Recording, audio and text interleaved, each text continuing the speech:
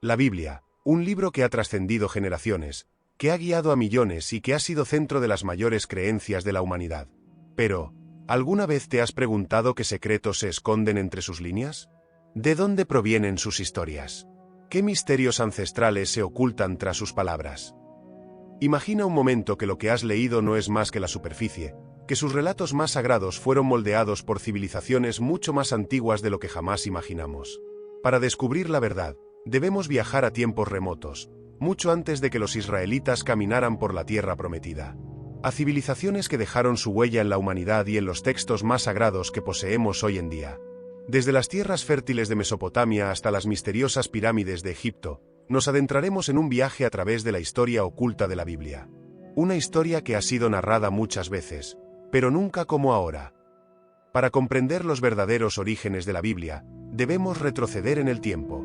Viajemos al pasado, hacia las antiguas tierras de Mesopotamia, una civilización que ya había alcanzado su apogeo miles de años antes de que los primeros relatos de la Biblia fueran escritos.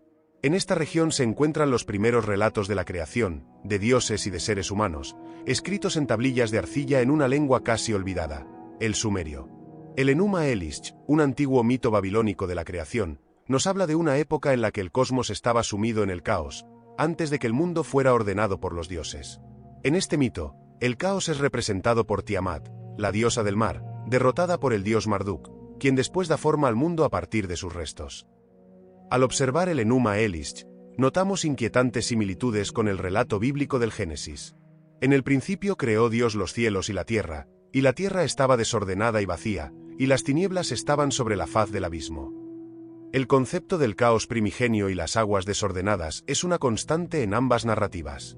Pero, ¿cómo es posible que una civilización tan lejana en el tiempo haya dejado una huella en la Biblia?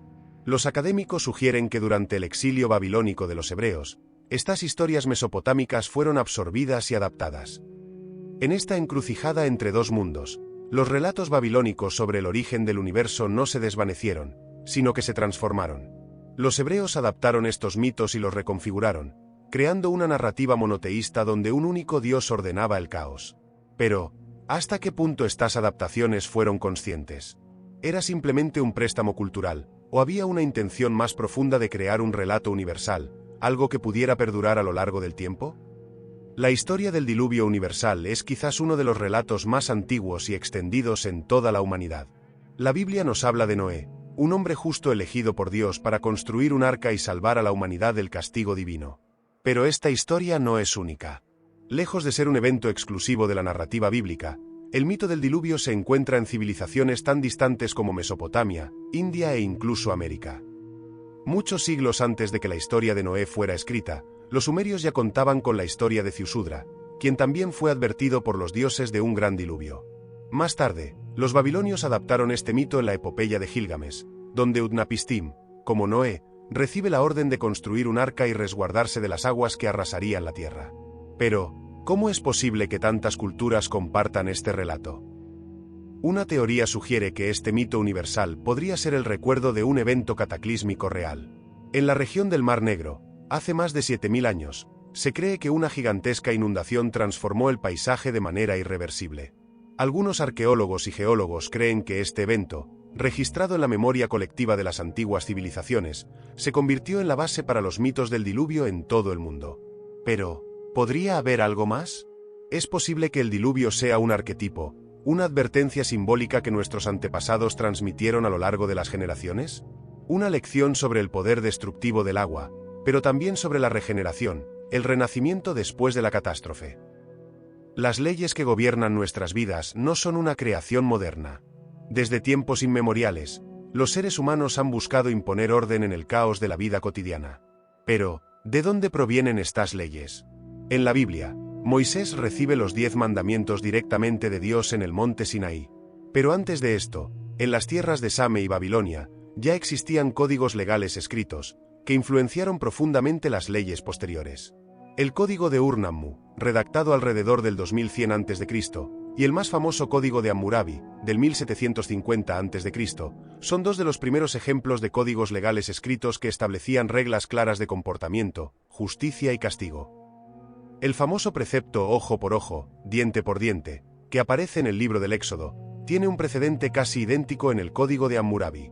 ¿Es posible que estos antiguos textos legales hayan influenciado los escritos bíblicos?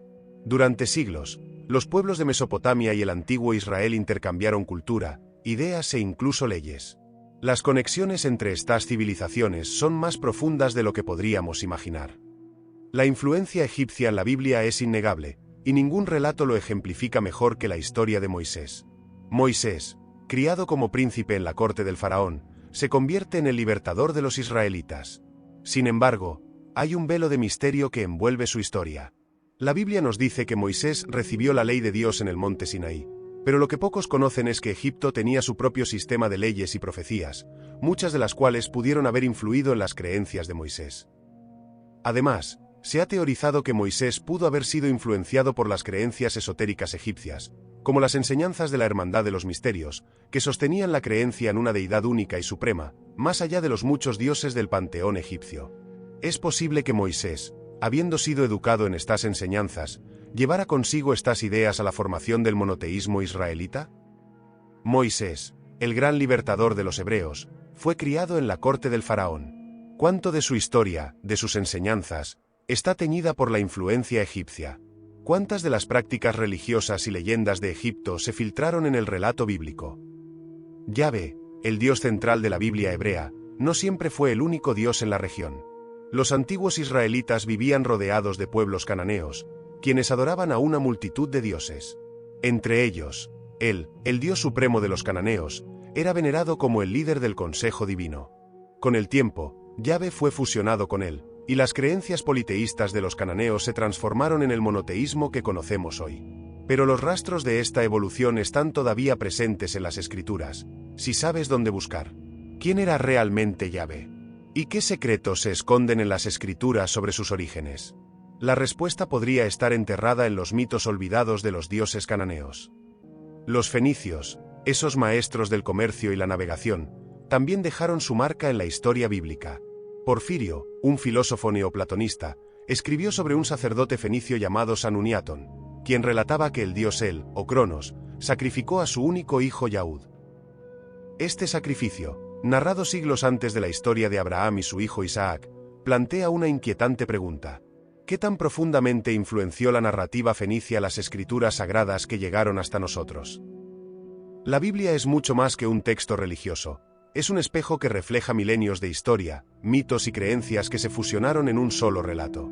Pero bajo su superficie, escondidos en sus relatos más antiguos, aún se pueden sentir los ecos de civilizaciones que hace mucho tiempo dejaron su huella en la historia humana. La pregunta que queda es, ¿cuánto de lo que creemos saber es en realidad un legado mucho más antiguo de lo que jamás imaginamos? ¿Quién sabe qué otros secretos siguen ocultos en sus páginas? Gracias por acompañarnos en este viaje por los orígenes secretos de la Biblia. Si te ha gustado este episodio, no olvides suscribirte y activar las notificaciones para no perderte nuestros próximos vídeos.